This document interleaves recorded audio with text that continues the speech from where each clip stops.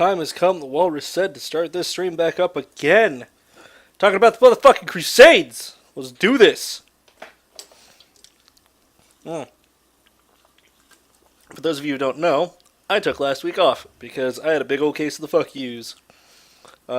Sorry? Don't really have anything else to say about that. We're going to go with Theodora of Byzantium for this one because let's Crusade. God damn it, I forgot to turn off Facebook. Oh, shut up, person narrating. Beloved of Byzantium and of Rome. From the lowly actress and courtesan, you became the most powerful woman in the Roman Empire, consort to Justinian. Alright. Starting in the late Take 2, I suppose. But But yeah, so while he talks and figures out his bullshit, let's talk a little bit about this last week or so. I got a big old case of the fuck yous, decided not to do the stream. That happens sometimes. Lots of reasons. Plethora of reasons. That's all I got. Don't care about that. That just happens. Let's get to talking about the fucking Crusades, because that's all I care about right now. Shut up, fucking voiceover dude. Oh, one other thing. You'll notice that I am not using Civ 6. That is because I do not like the way Civ 6 looks, so I did not buy Civ 6. I actually want you guys to settle over there. So I'm going to be 2 turns behind. That's going to suck. But yeah, so I did not buy Civ 6. I will wait until I have decided whether or not I care. And from the sounds of Total Biscuit's review of it, I actually will probably wait until the first expansion, because it just doesn't look good right now. It looks buggy and bad, and I don't want to deal with that. So we'll deal with that some other time. Also, I'm just broke. Other than that, I ain't got much. But yeah, First Crusades, let's do some talking. So, for those of you who don't know, let's have a brief history of the Christian church at the time. The church hadn't always been the big game in the world. I know, this day and age, it's hard to believe, almost blaspheme, but it wasn't always in charge. In fact, there was a large time frame where it was fucking shit on. And, you know, that happens when your entire, like, church is built around everything that tells everybody else to fuck off. So, it took a little bit of time to get some traction. More specifically, I think around 200 AD, I want to say. Don't quote me on that. I know I'm supposed to do better than this, but fucking, what do you want from me? Well, besides better. But yeah, so after a while, I think it was Constantine who was like, man, I'm in a battle. I really want to win this battle. What do I do? He had a dream that said, hey, put this God guy's number, or this Christ guy's name on your shields and you'll win. And he was like, okay, sure. Why the fuck not? What have I got to lose? So he goes ahead and he slaps the Chi Rho, which is the old Latin symbol for Jesus Christ, onto all of the shields in his army, and lo and fucking behold, he wins his battle. At which point he says, this Christian war god's pretty sweet. I kind of like this war god. Everybody follow this war god. Stressing war god. Follow him. Yeah, so Christianity may have spread at first because a lot of people thought the Christian god was a war god, explicitly because of Constantine.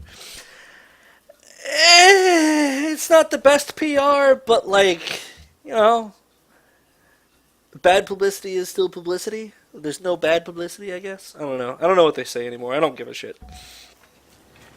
So, after some occurrences, the Catholic Church starts up. Except it wasn't called Catholic. It was just called Christian. Because Catholic wasn't a denomination. It was just what you were. And there were plenty of different things that happened in Christianity between this time frame of its adoption by the state and between the time of the First Crusade. Most of that's not important to this conversation. What is important is that the Pope, after a while, decided that he wanted to be in charge. He wanted some power. All these fucking kings running around with their, fucking God-given right to rule the masses. If God's given out power, the church is first in line. So maybe the church is more important than the kings. So some shit goes down, and while none of that is particularly important, it is the reason why the Crusades started happening. One of the popes, Pope Urban II, in fact, decided, you know what? I have the power to call wars, so I'm gonna do that. From the clay, Satan. And he had himself a little speech, gave himself a little speech. He gathered everybody from around the world to see his little speech. And his little speech went something like this. Yo, look, we gotta do something about this. The Saracens are a thing. Rome died, so we don't have, control of this vast empire anymore. And Jerusalem has fallen to the Saracens. And they're kicking Byzantium's ass. Byzantium is the last holdout of Rome, by the way. While the Western Rome died out and split and fragmented into all of these different barbarian-run kingdoms. The original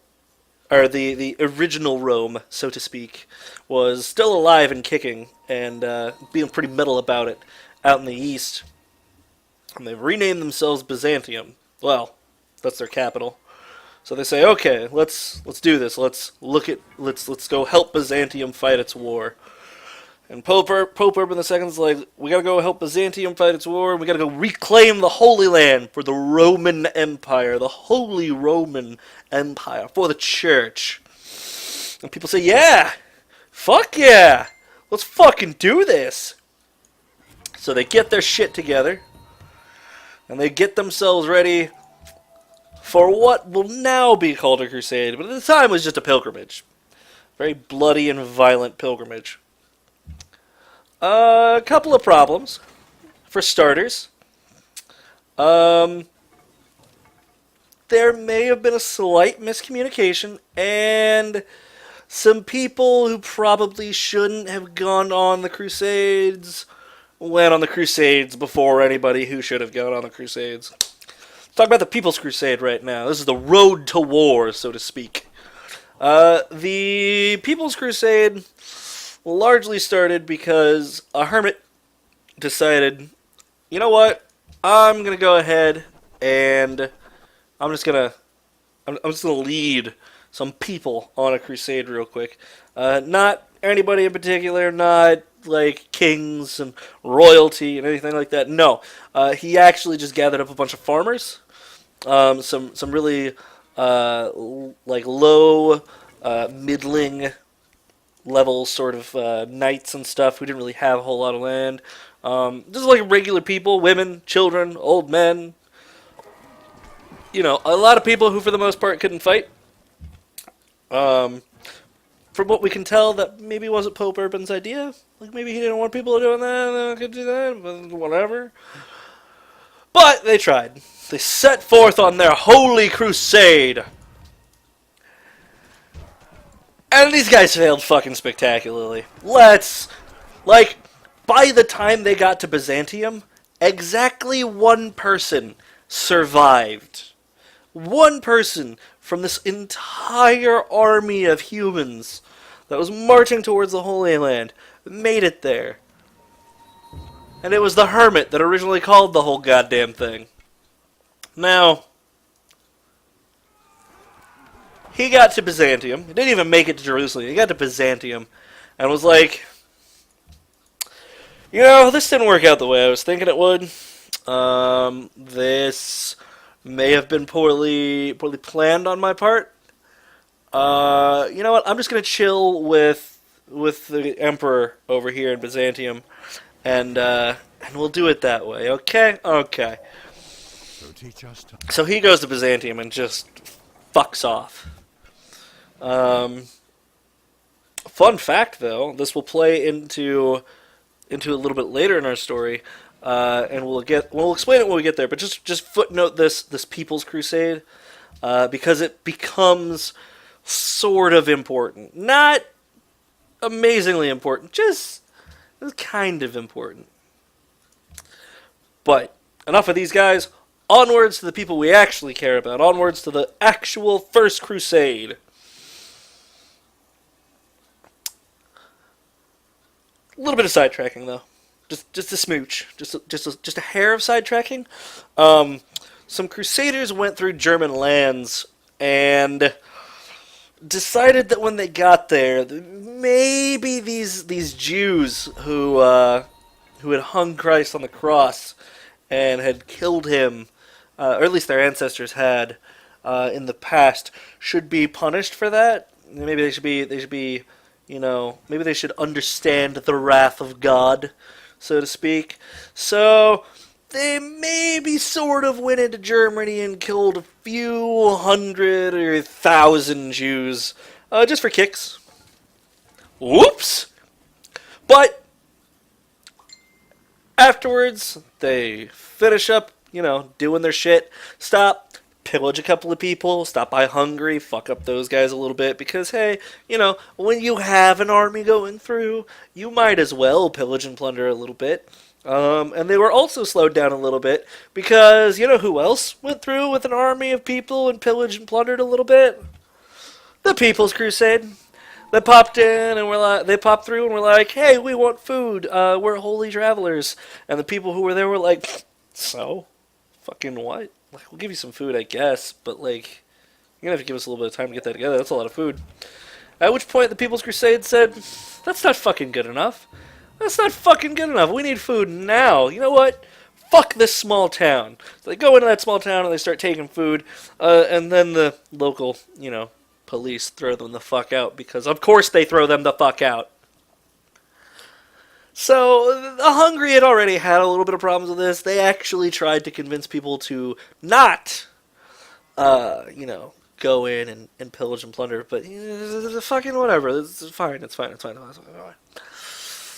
So that didn't go over so well. Then they get to Byzantium. They finally, after a long trek, get to Byzantium. And wouldn't you know it, the Byzantine emperor says, guys, you're kind of dicks. Like, you're kind of assholes.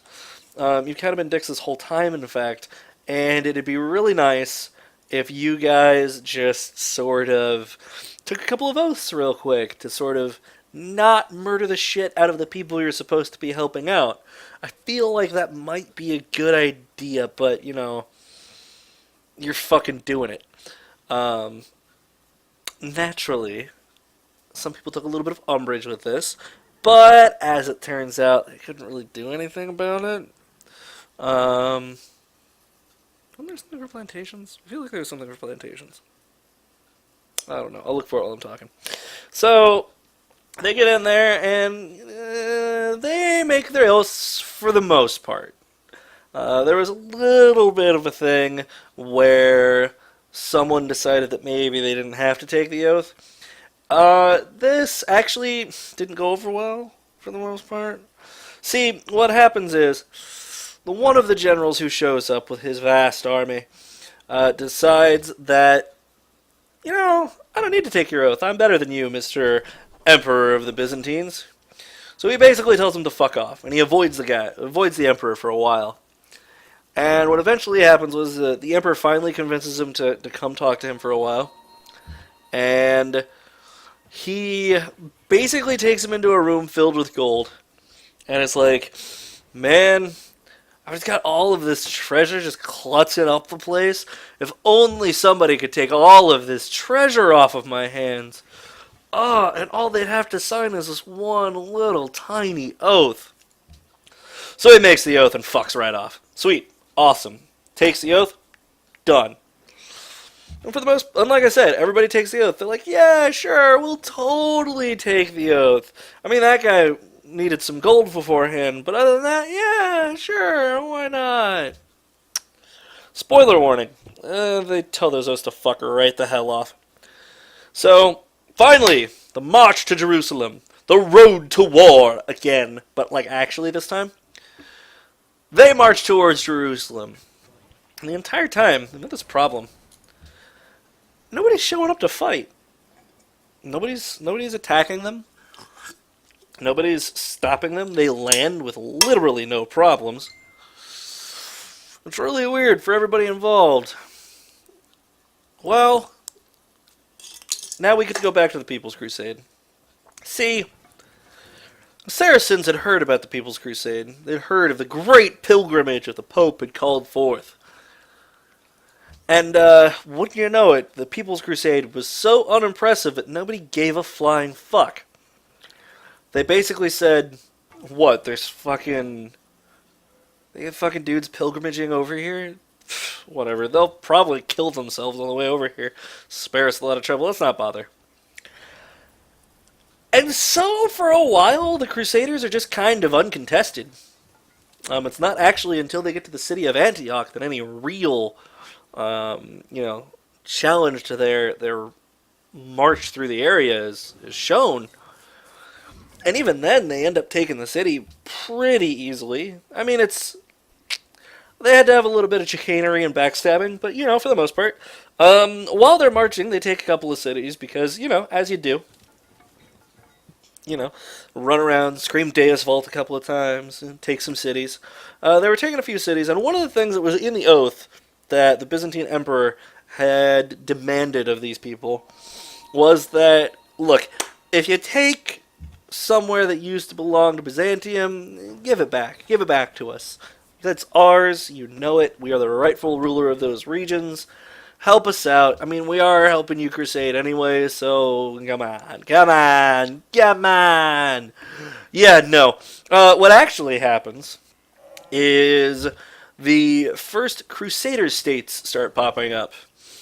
And these are basically kingdoms that start cropping up all over the place from these Crusader generals who decide, I'm the one who fought for this stuff. I'm the one who bled for this. I'm the one who lost... Well, I didn't. My men did. But I'm the one who lost men for this cause.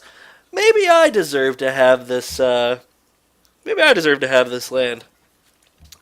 And so they just start taking these places and claiming them for themselves. Needless to say, this doesn't go over well with the Byzantine Emperor, but... they're doing their own thing. They can fuck right the hell off over there. So they get to Jerusalem. And finally, they begin the great siege of Jerusalem. They begin their long and arduous task of tearing down the walls of Jerusalem. And the siege goes like shit. The siege goes awful. Sources say that for every single trebuchet or catapult or siege engine that the crusading forces could muster, there were like at least 2 for Jerusalem and the defenders. And finally, after a while, a hermit comes up to them and says, hey, I have it on good authority from the big man upstairs that if you try to take this place around the 9th hour, you'll totally have it. You'll totally take over Jerusalem. No problems. At which point the Crusaders say, the 9th hour? God, that's so far away. And they promptly take it by the 6th. They're just like, fuck it. Mine now. I don't need this god bullshit. But, thanks for the fucking boost, I guess. So, that's the end of the First Crusade. The Crusaders fuck around for a little while, beat up a bunch of Christians, kick their own asses pretty repeatedly, and eventually just kind of take over the areas that they were supposed to give back. Not without a couple of guys leaving for various reasons throughout the Crusades, but the general gist is, hey, Crusaders 1, Saracens 0. So, what now, you think? What now do we do with these Crusader states that have started cropping up? Does the Pope force them to give back the holy lands that they've taken in the name of the Byzantines? Yeah, fucking no, of course not. In fact, these Crusader states stay around pretty much off and on, right up until the end of the Crusades. It,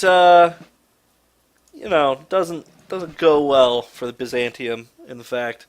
The Crusades, I don't think, I don't remember if the Crusades are responsible for the fall or if they had a hand in it. It's been a while since I've read up on this. Well, that's not entirely true. It's been a while since I read up on the end of the Byzantine Empire. The Crusades was last week or so. Um,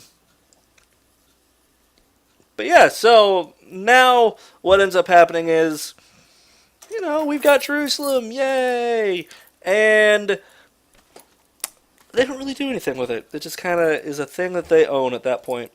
The rest of the Crusades end up being things like, hey, let's go get this other city that's nearby. Or, hey, here's another city that's nearby we should totally take around Jerusalem. Deus Vult, God wills it. And obviously he didn't will it very hard because then they fucking die.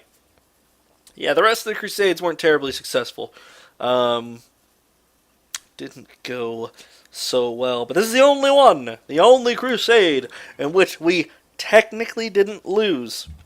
Well, actually, this is the only one we straight up won. We technically didn't lose all of the other ones. But that's mostly because every time somebody get their ass beat, they go back and be like, "Ah, my plan all along. I simply attempted to convince them that we were weak and not worth assailing in our far-off western palaces. Yes."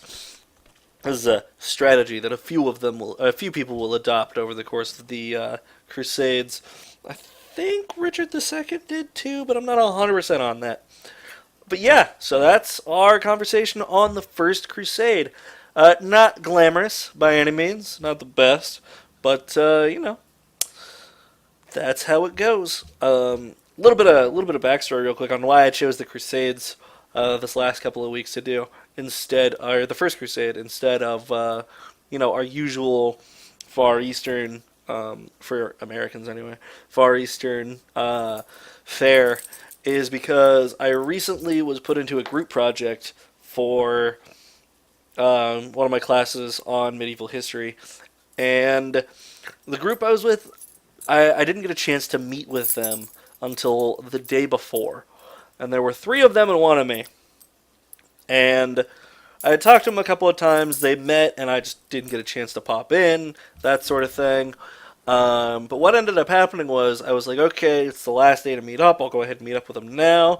I don't know what they've done, but I'll go ahead and read all of the sources so that when I go in, I can at least help out with the conversation. If they need any ideas on how to touch stuff up, then we'll help touch stuff up. It'll be fine. Got in there, and I was like, okay, guys, what's the plan? They were like, we don't know. We don't have anything done yet. We read the sources. I was like, are you fucking serious?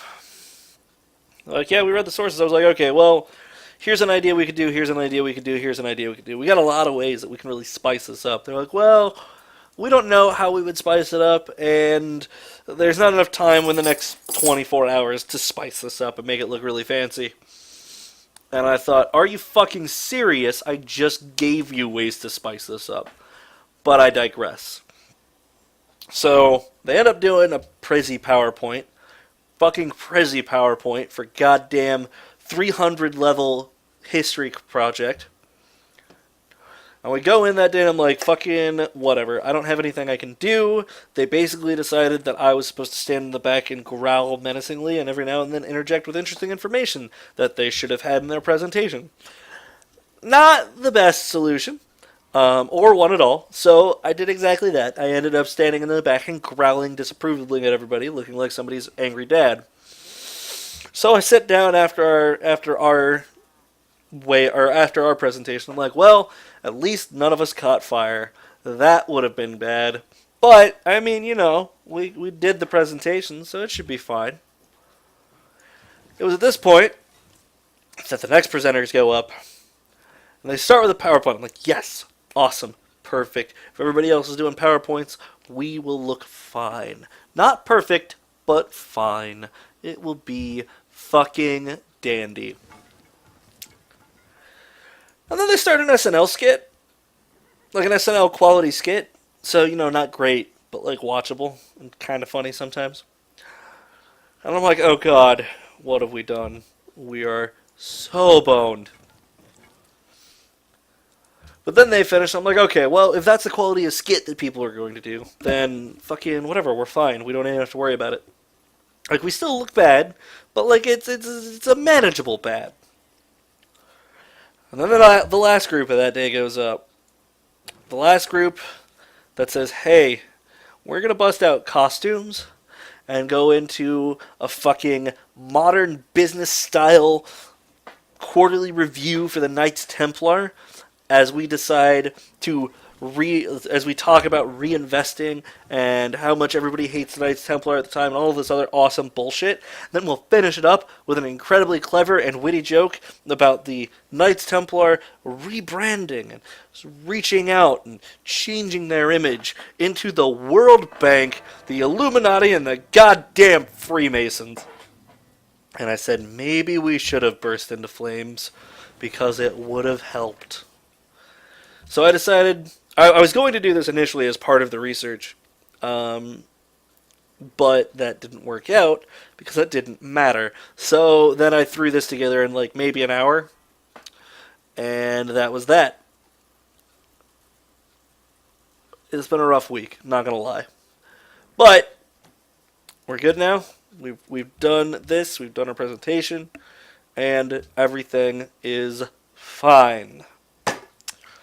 So thank you guys for watching.